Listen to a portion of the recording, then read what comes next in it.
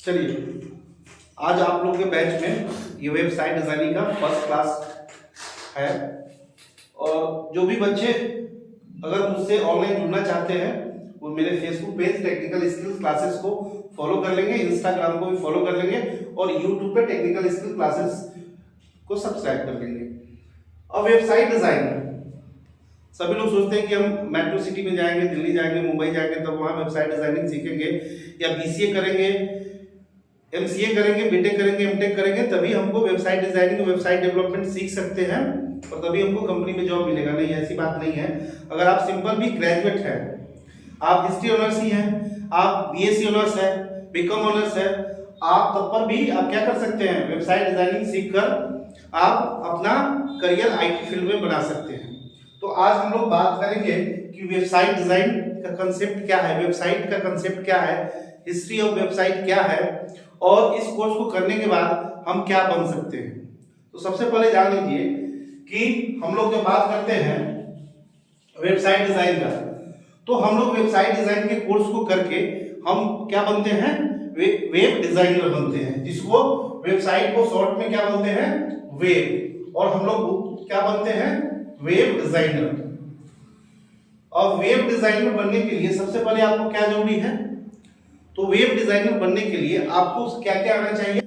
अब इसमें भी वेब डिजाइनर में आजकल क्या हो गया कि नए नए टर्म, टेक्निकल टर्म इन्वेंशन होता है। कंपनियां जो प्रोफेशनल है, प्रोफेशनलिज्म को बढ़ावा देने के लिए नए नए टर्म का मतलब इन्वेंशन करती है और उसका नाम देती है। जैसे अब वेब डिजाइन में भी है, अब इसका नाम जो लोग करने लगा है यूआई डेवलपर, बहुत जगह इसको यूआई डेवलपर भी कहते हैं, यूएक्स डिजाइनर या यूएक्स डेवलपर भी बोलते हैं इसको। हम बताएंगे कि ये सब क्या है। तो अभी हम लोग सिंपल बात करते हैं कि वेब डिजाइनर क्या है, तब फिर उसी का जो है एक्सटेंशन है। इसका एक्सटेंशन मींस है वेब डिजाइनर अगर और स्किल को ऐड कर ले अपने स्किल में तो वो बन जाते हैं यूआई डेवलपर या यूएक्स डिजाइनर।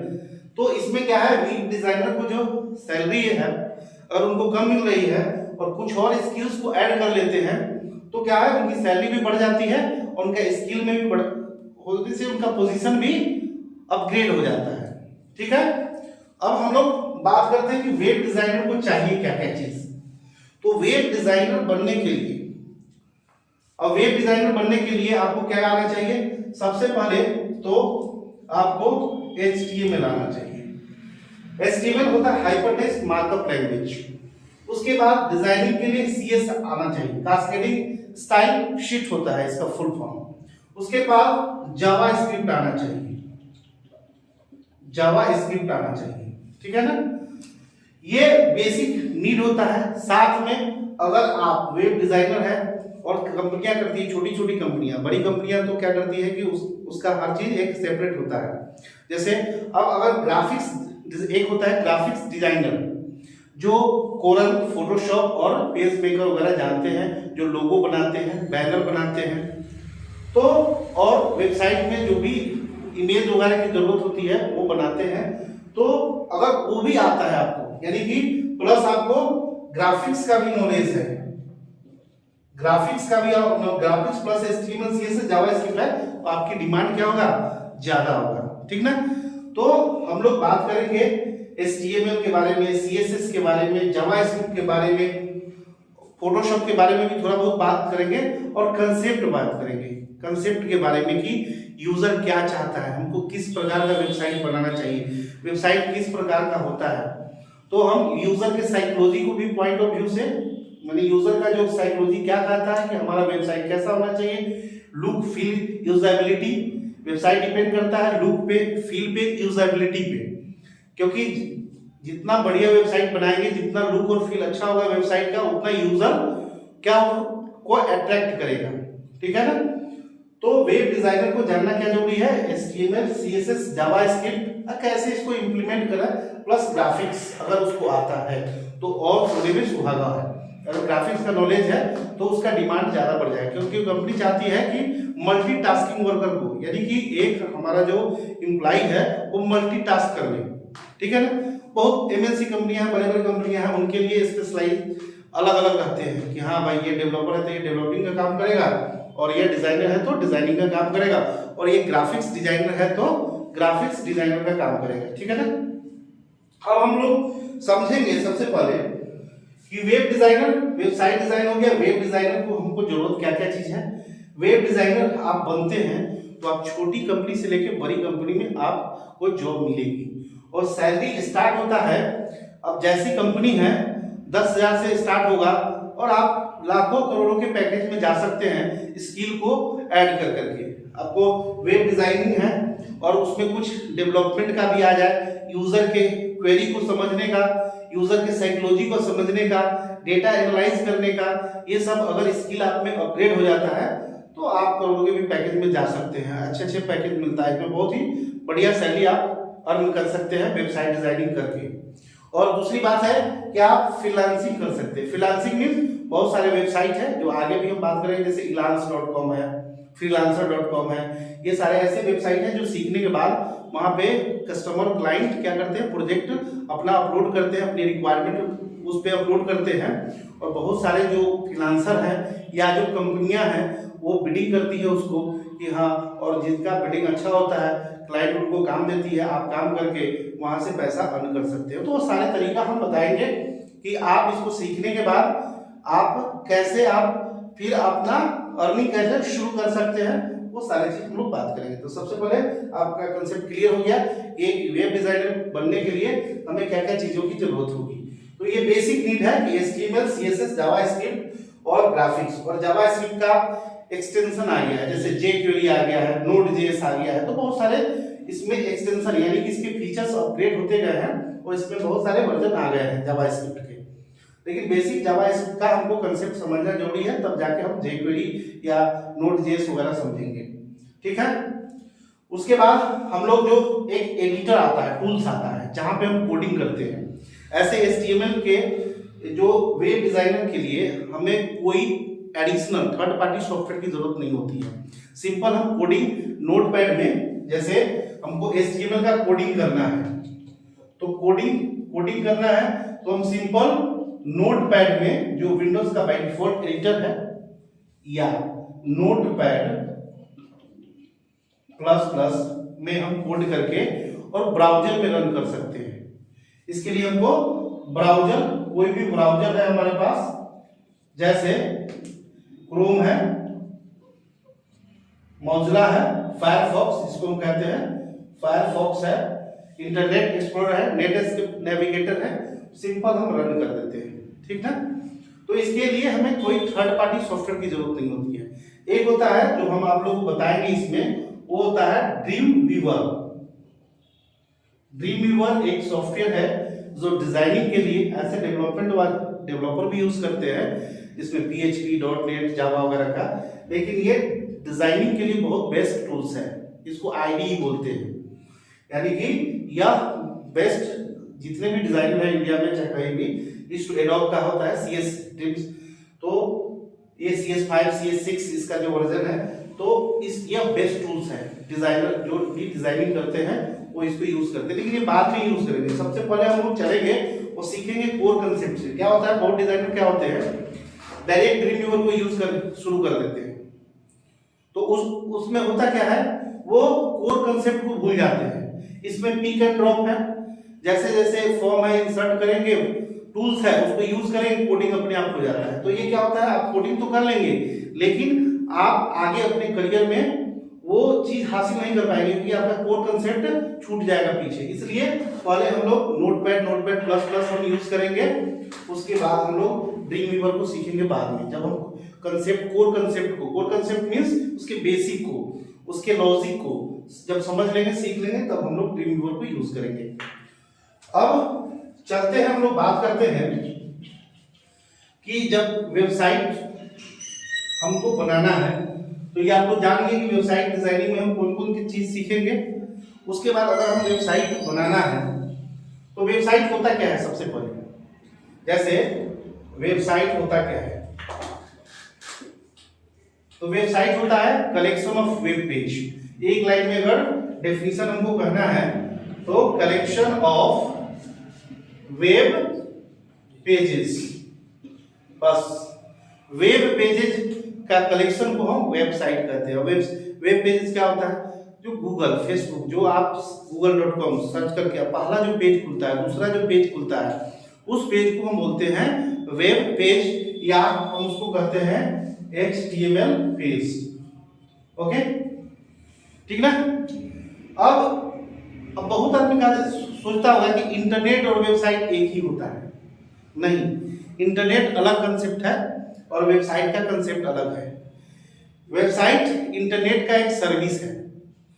वेबसाइट एक इंटरनेट का सर्विस है जो कि इंटरनेट के थ्रू ही यह रन करता है। अगर इंटरनेट नहीं हो तो वेबसाइट वर्क नहीं करेगा।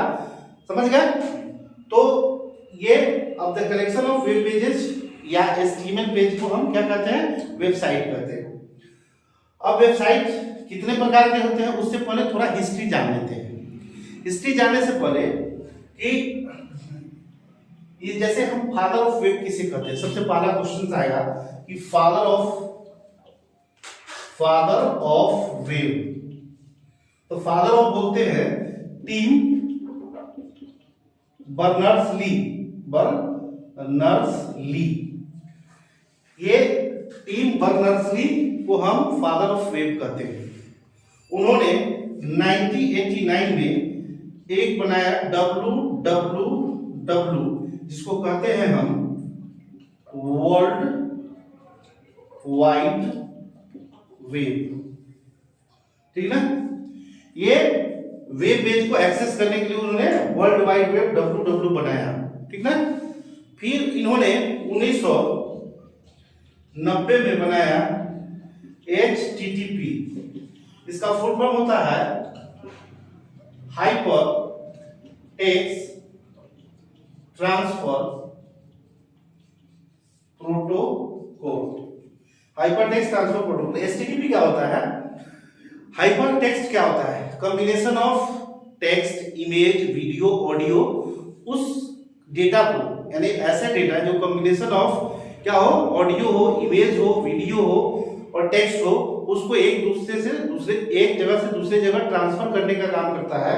तो उन्होंने 1990 में इसको बनाया। किसको? HTTP को। फिर इन्होंने ही बनाया किसको? HTML को। इसको बोलते हैं हाइपर टेक्स्ट मार्कअप लैंग्वेज। ठीक ना? HTML बनाया hyper text markup language. Hyper text क्या होता है? क्या हाइपर टेक्स्ट अभी समझाया मैं कि हाइपर टेक्स्ट क्या होता है? Combination of text, audio, video, images. अब वेबसाइट को आप सर्च करते हैं तो उसमें इमेज भी आता है, ऑडियो भी आता है, वीडियो भी आता है, उसको कहते हैं हाइपर टेक्स्ट। ये प्रोटोकॉल एक रूल एंड रेगुलेशन होता है। जिस तरह हम हिंदी बोलने के लिए हिंदी ग्रामर पढ़ते हैं, इंग्लिश बोलने के लिए हम इंग्लिश ग्रामर पढ़ते हैं, वो एक रूल एंड रेगुलेशन है जो कि अगर इंग्लिश ग्रामर हम इंडिया में पढ़ेंगे तो वही चीज पढ़ेंगे, यूएस में पढ़े या लंदन में पढ़े तो सेम चीज पढ़ेंगे। उसी तरह इंटरनेट में कोई भी कम्युनिकेशन के लिए, डेटा ट्रांसमिशन के लिए प्रोटोकॉल्स होते हैं। तो और फिर उन्होंने बनाया, अब जैसे कि वेब HTML का काम क्या होता है? ये हाइपर टेक्स्ट मार्कअप लैंग्वेज है। ये वेब पेज पे कंटेंट को कैसे शो करें, how to show the content on the web page, तो वो काम कौन करता है? HTML करता है। उसको डिजाइनिंग कैसे करें, तो HTML में से निकाल के डिजाइनिंग का अलग पार्ट बना दिया गया, उसको कहा गया CSS, कास्केडिंग स्टाइल शीट। फिर उसमें कुछ स्क्रिप्टिंग लगाना था तो फिर उसको एक जावास्क्रिप्ट बनाया, जो स्क्रिप्टिंग लैंग्वेज है, जिसमें वैलिडेशन लगाते हैं कि कोई गलत ईमेल नहीं डाल जाए, यूजर नेम गलत ना हो, उसको हम वैलिडेशन कहते हैं। उसके लिए हम जावास्क्रिप्ट पढ़ते हैं। ठीक है ना? तो HTML बनाया। फिर उन्होंने वेब ब्राउजर, जैसे हमने बात किया www web, world wide web, ये ब्राउजर बनाया है इन्होंने, वर्ल्ड वाइड वेब, है ना? वर्ल्ड वाइड, ये वेब ब्राउजर इन्होंने बनाया। किन्होंने बनाया? टिम बर्नर्स-ली ने। वेब ब्राउजर जानते हैं? Web browser is a software which is used to access the web page. Web browser एक कलेक्शन ऑफ क्या है? एक सॉफ्टवेयर है। Web browser is a software which is used to access the web page. एक software है जो कि web page को एक्सेस करने का काम करता है, जैसे गूगल क्रोम, इंटरनेट एक्सप्लोरर, उसके बाद फायरफॉक्स, है ना। ये सब क्या है? ब्राउजर है। इसके बिना आपका वेब पेज एक्सेस नहीं हो सकता है। फेसबुक का वेबसाइट है, गूगल का वेबसाइट है, जैसे मेरा iitst.org वेबसाइट है, इंडियन आईटी ग्रुप का वेबसाइट है। ये एक्सेस अगर हमारे पास अगर क्रोम ना हो, फायरफॉक्स नहीं हो, इंटरनेट पर नहीं हो, तो हम एक्सेस नहीं कर सकते हैं। ठीक है। फिर उन्होंने एक सर्वर बनाया।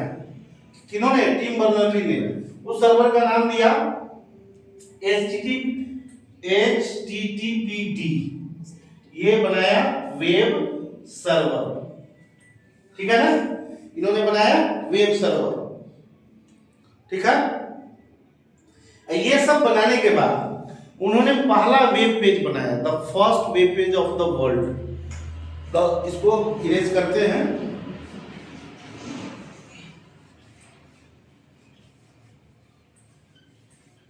अब इन्होंने क्या बनाया? The first web page, the first web page, उसका नाम रखा इन्होंने द प्रोजेक्ट। क्या नाम रखा? The project. जो पहला, जो सबसे पहला खुल के आता है, दुनिया का पहला जो पेज बना, उनका नाम रखा इन्होंने द प्रोजेक्ट। ठीक ना। उसके बाद द प्रोजेक्ट बनाने के बाद इन्होंने 1994 में एक ऑर्गेनाइजेशन बनाया जिसको कहते हैं W3C, यानी 3 बार W, इसीलिए W3C। वर्ल्ड, इसका फुल फॉर्म होता है वर्ल्ड वाइड वेब कंसोर्टियम, जो कि जितने भी इंटरनेट पे लैंग्वेज बनते हैं, चाहे वो स्क्रिप्टिंग या मार्कअप या जो भी सर्वर साइड प्रोग्रामिंग लैंग्वेज बने, वो सब गवर्न होते हैं किन से? W3C से। ठीक ना। अब W3C से गवर्न होते हैं, और इसके जो डायरेक्टर है right now, director of W3 कौन है? डायरेक्टर ऑफ W3C कौन है? वही है टिम बर्नर्स-ली। टिम बर्नर्स-ली जो क्या है? Director of W3C right now वो है। तो इस तरह से हिस्ट्री हुआ कि वेब पेज कब से बनना, यानी वेबसाइट कब से बनना स्टार्ट किया। तो आपको बता ही दिए कि 1989 में वेब ब्राउजर बना दिए www। उसके बाद उन्होंने ही 90 में HTTP बनाया। उसके बाद उन्होंने HTML बनाया उसके बाद सर्वर बनाया, वेब सर्वर बनाया। ठीक ना। और इस तरह से उन्होंने पहला जो वेब पेज बनाया उसका नाम था द प्रोजेक्ट। यहां से आपका वेबसाइट का इतिहास क्या है? शुरू है। ठीक ना। ये था हिस्ट्री, जान लेना थोड़ा बहुत। अब जो है मेन कंसेप्ट पे हम लोग आते हैं। अब जो है कि वेबसाइट के कितने प्रकार होते हैं, टाइप ऑफ वेबसाइट, उससे जानने से पहले अब आप जान गए कि एक वेबसाइट अगर हम बनाते हैं, एक वेब पेज बनाते हैं, तो उसको रन करने के लिए हम किसी थर्ड पार्टी सॉफ्टवेयर की जरूरत नहीं है। सिंपल हमारे पास जो बाय डिफॉल्ट ब्राउजर है और नोटपैड है, और नोटपैड प्लस प्लस में क्या होता है, उसमें लाइन, सीरियल नंबर और बहुत सारे फीचर ऐड कर दिया है, वो भी फ्री है। हम गूगल से नोटपैड प्लस भी डाउनलोड कर सकते हैं। बाकी ड्रीम वीवर ये सब पेड है। ठीक है ना। उसको हमको परचेज करना पड़ता है, तब यूज करना पड़ता है। और बाकी जो फ्री नोटपैड है, नोटपैड प्लस में हम लोग कोड लिखेंगे, और कोड लिखने के बाद सिंपल ब्राउजर में ओपन कर देंगे, वो रन हो जाएगा। इसके लिए हमें किसी भी थर्ड पार्टी सॉफ्टवेयर की जरूरत नहीं होता है। जो बाय डिफॉल्ट हमारा विंडोज सिस्टम है उसी में हमारा रन हो जाएगा। इसलिए वेबसाइट डिजाइनिंग सीखने के लिए हमको किसी थर्ड पार्टी सॉफ्टवेयर की जरूरत नहीं। तो ये हिस्ट्री हो गया। अब जो वेबसाइट कितने प्रकार के होते हैं, उसके अकॉर्डिंग टू स्ट्रक्चर, ये सब देखेंगे। उससे पहले हम समझेंगे वेब ब्राउजर समझ गए, वेब ब्राउजर समझ गए, www भी समझ गए। अब हम समझेंगे मेन कंसेप्ट कि वेबसाइट काम कैसे करता है। सबसे पहले वेब सर्वर क्या होता है, डेटाबेस सर्वर क्या होता है, ब्राउजर क्या होता है, और हम जो सीखने जा रहे हैं वो आप सीखने जा रहे हैं क्या चीज, वेब डिजाइनिंग। तो हमें उसके लिए हम बता दिए कि HTML CSS जावास्क्रिप्ट सीखना है, तो वो कहाँ काम करता है, इस कंसेप्ट को आज हम समझेंगे। तो चलिए हम लोग कंसेप्ट को समझते हैं। जब कंसेप्ट समझ लीजिएगा तो और चीज बनाना वेबसाइट या कोई भी चीज करना, और कल होके आप एज ए डिजाइनिंग का कोर्स कर रहे हैं, हो सके आप डेवलपर बन जाए। अब वो जमाना गया कि अगर आप बीटेक किए हुए हैं, MCA किए हुए, तब ये कंपनी आपको रखेगी। बहुत ऐसे हैं इलेक्ट्रॉनिक्स से करते हैं, मैकेनिकल इंजीनियरिंग करते हैं। मेरे दोस्त ही हैं, वो सैप में अभी जर्मनी में वो मैकेनिकल इंजीनियर था, उसको उन्होंने क्या कर लिया, रिक्रूट कर लिया उसको। तो कहने का मतलब है कि अब वो क्राइटेरिया खत्म है। अगर आप सिंपल भी ग्रेजुएट हैं, अगर आपको डिजाइनिंग आती है, अगर डेवलपमेंट आती है, तो वो आपको हायर कर लेंगे, ठीक ना। या आप फ्रीलांसिंग वर्क भी कर सकते हैं बहुत सारा, तो बढ़िया अपॉर्चुनिटी है। समस्या क्या है, जो ग्रामीण परिवेश में रहते हैं, जो गांव में रहते हैं, एक तो उनमें अवेयरनेस की कमी है, और जान भी जाते हैं तो उसकी इंपॉर्टेंस को नहीं समझते हैं। लेकिन जब वही चीज बाहर जाते हैं, बीटेक करने, BCA करने, तब उनको पता होता है अच्छा ये तो पहले हमको सीखना चाहिए था। तो मैं कहूँगा कि सीख लीजिए अभी और सीखिए। अगर जो ऑफलाइन जुड़ना चाहते हैं आसपास, ये सरसोपाई में मेरा ब्रांच है, वहाँ के बच्चे आसपास के 10 किलोमीटर के बच्चे आसानी से ऑफलाइन जुड़ सकते हैं। जो ऑनलाइन जुड़ना चाहते हैं वो चैनल को सब्सक्राइब करें और पेज को फॉलो करें। अब मेन कंसेप्ट आपको कि वेब ब्राउजर क्या होता है, वेब सर्वर क्या होता है, डेटाबेस सर्वर क्या होता है, पहले ये समझिए कि वेबसाइट कैसे काम करता है। तो सबसे पहले हमारा ये क्या है, ब्राउजर है। क्या है, ये ब्राउजर है। इसको हम कहते हैं ब्राउजर, इसको कहते हैं ब्राउजर। ऊपर ही लिख देते हैं कि समझने में दिक्कत नहीं होगा। ये ब्राउजर है। हमने कहा browser is a software which is used to access the web page. इसको वेब पेज को एक्सेस करने के लिए इसकी जरूरत होती है।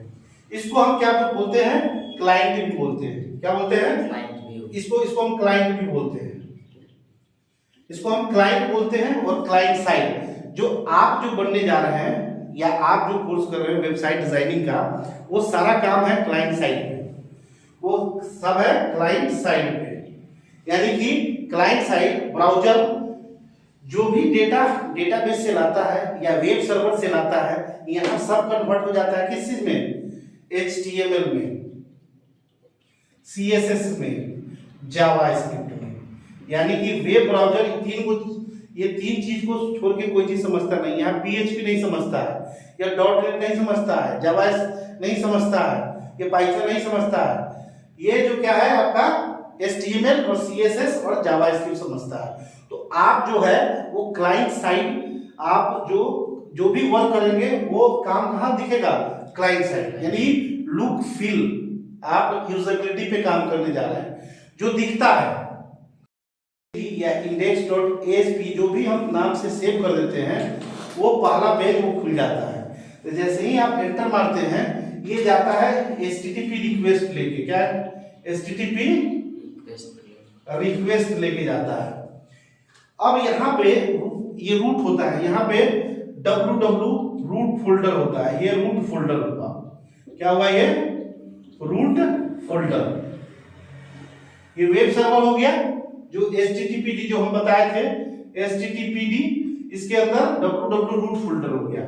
इसके अंदर आपका जो IP पड़ा होता है, यहाँ IP होता है, जैसे 192.127. या इसी को हम IP में न लिखे, हम लिखे कि आपका फोल्डर होता है, यहाँ होता है iitsd.org, यहाँ होता है google.com, यहाँ होता है facebook.com। ठीक है ना। अब समझिए वेबसाइट कैसे काम करता है। अब ये जैसे ही www हम ISD करके एंटर किए तो ये इंडेक्स, पहला पेज इसको इंडेक्स पेज मिलेगा, ये ट्रांसफर मारेगा किसको, वेब सर्वर को। कौन, HTTP रिक्वेस्ट। जैसे ही यहां मारेगा तो ये सर्वर में जाएगा और सर्वर www खोजेगा ये रूट फोल्डर को। ये किसको पॉइंट करता है? रूट फोल्डर को पॉइंट करता है। किस पे? वेब सर्वर पे। और रूट फोल्डर में अलग अलग नाम के वेबसाइट आईपी पड़े हुए हैं। अब ये iitst.org है, अब वो खोजेगा इसमें कौन है।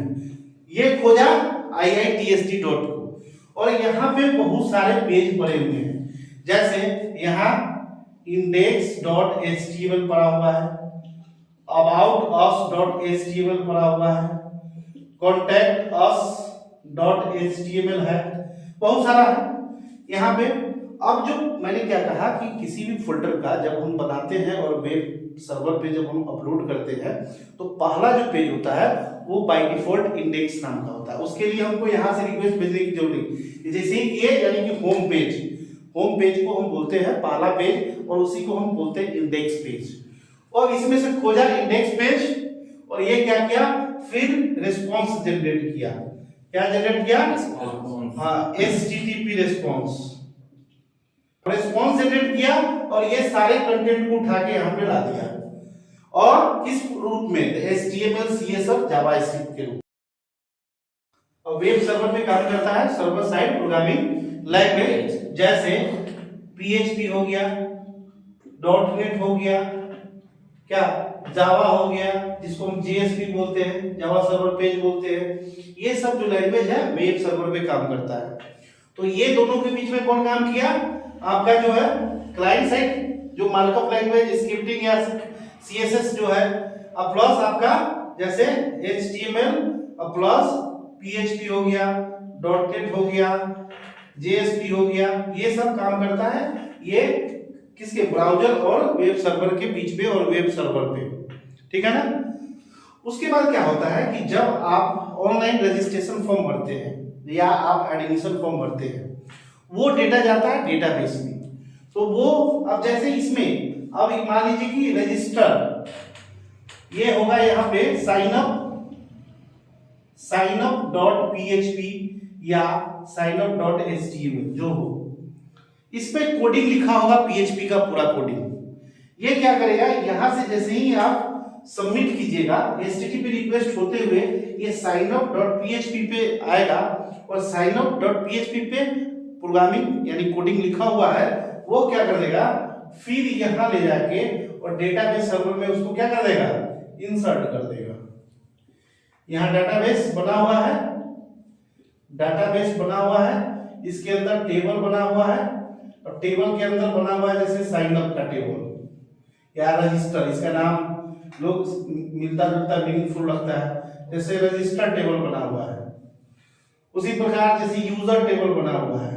ये भी टेबल क्या होता है, इस फॉर्म में होता है, जैसे इसके अंदर बना हुआ है जैसे आईडी हो गया, नेम हो गया, पासवर्ड हो गया, जैसे एक्सेल में देखते हैं उस तरह से यह बना हुआ है। इसमें जाके वैल्यू जैसे 1 हो गया, NK हो गया, जो भी एक पासवर्ड 1 2 3 जो भी है वो इंसर्ट हो जाता है, ठीक ना।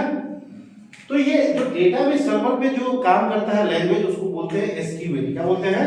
SQL, structure query language. इसको बोलते हैं स्ट्रक्चर क्वेरी लैंग्वेज। आप लोग को इसलिए हम बता रहे हैं ये चीज कि कल होके अगर आपको डेवलपमेंट फील्ड में भी जाना हो तो ये कंसेप्ट आप क्लियर है आपका, ठीक ना। नहीं तो ये डेवलपर लोग जानते हैं, बहुत सारे डेवलपर ऐसे यूज करते हैं सिंपल, बहुत सारे CMS आ गया जिसको यूज करते हैं और कोर कंसेप्ट नहीं पढ़ते हैं, वो भी नहीं इस चीज को कंसेप्ट को समझते हैं। लेकिन आप लोगों को हम समझा रहे हैं कि यहाँ जो काम करता है अकेला, जो काम करेगा डेटाबेस सर्वर पे जो काम करेगा अकेला, वो काम करेगा कौन?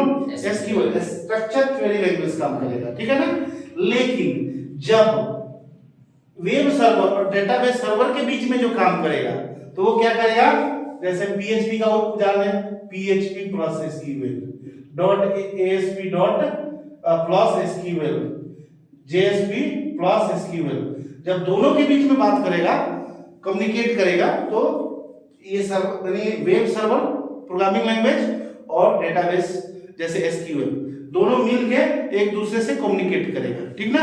वो सब कोडिंग इस पे लिखा रहेगा, ये जाके यहाँ इंसर्ट कर देगा। हम रिजल्ट देखते हैं, रोल नंबर डालते हैं, रिजल्ट.php नाम का बना हुआ है, result.php नाम का एक पेज बना हुआ है, इस पे कोडिंग लिखा हुआ है। ये जाता है यहाँ से डेटा उठाता है, फिर आके यहाँ HTML के रूप में आपको दे देता है। ये सब वो प्रोग्रामिंग लिखा है। तो इस तरह से आपका जो है ब्राउजर, जिसको हम क्लाइंट साइड बोलते हैं, वेब सर्वर, जो कौन-कौन से जो डेवलपर का काम है, ये सारा काम करना, वेब सर्वर का प्रोग्रामिंग करना, कोडिंग करना, डेटाबेस सर्वर का कोडिंग करना, ये किसका काम है? डेवलपर का। और ये किसका काम है? ये काम है डिजाइनर का। यहाँ पे जो काम करेगा, या वेब डिजाइनर काम करेगा, या ग्राफिक्स डिजाइनर काम करेगा। ठीक है ना? अगर आप इस फील्ड को भी जान जाते हैं तो आप क्या बन सकते हैं? यूआई डेवलपर बन, यूजर इंटरफेस डेवलपर बन सकते हैं। और इसमें भी आप यूजर के साइकोलॉजी को जानना, उसके क्वेश्चनर, यानी कि जब उसकी क्या क्वेरी है, उसकी साइकोलॉजी क्या है, उसकी यूजेबिलिटी क्या है, उसका प्रोटोटाइप को डिजाइन करना, वो सब जान जाते हैं तो आप यूएक्स डिजाइनर बन जाते हैं। ठीक है ना? तो वो अपने स्किल में ऐड करते जाते हैं और आप अपने पोजीशन को, डेजिग्नेशन को अपग्रेड करते जाते हैं। तो ये मेनली कंसेप्ट है कि हमारा कोई भी वेबसाइट, कोई भी वेब पेज कैसे रन करता है, और यहाँ पे आके केवल HTML CSS जावास्क्रिप्ट में वो बदल जाता है। और इसी ये पार्ट को, क्लाइंट साइड जो ब्राउजर के पार्ट को आप सीखने जा रहे हैं कि हम वेबसाइट क्या बनाएं। ठीक ना? तो अब आपको कोई दिक्कत नहीं है, सारा कंसेप्ट क्लियर? ठीक है? अब नेक्स्ट क्लास में हम लोग बात करेंगे वेबसाइट कितने प्रकार के होते हैं, जैसे, और वेबसाइट एक स्टैटिक हो गया, दूसरा हो गया डायनेमिक। उसमें भी जब हम डिजाइनिंग करते हैं तो उसका अप्रोच क्या होता है? तो एक एडेप्टिव डिजाइन होता है, दूसरा रिस्पॉन्सिव डिजाइन होता है। एडेप्टिव डिजाइन पहले से चला रहा है ट्रेडिशनल, एक फिक्स एरिया डिफाइन कर देते हैं, वो हो गया। रिस्पॉन्सिव है, वो स्क्रीन के अकॉर्डिंग, मोबाइल पे ओपन करोगे वेबसाइट को तो मोबाइल के अकॉर्डिंग हो जाएगा, टैबलेट पे करोगे तो टैबलेट के अकॉर्डिंग, और डेस्कटॉप पे करोगे तो डेस्कटॉप, जैसा स्क्रीन रहेगा उस तरह से वो उस स्क्रीन का साइज ले लेगा, उसको कहते हैं रिस्पॉन्सिव डिजाइन। और एक होता है एडेप्टिव डिजाइन, जो शुरू से एक फिक्स विड्थ दे दिए, वो उसी पे ठीक खुलेगा, बाकी पे सही नहीं खुलेगा। तो वो सब हम लोग नेक्स्ट वीडियो में बात करेंगे। ठीक है?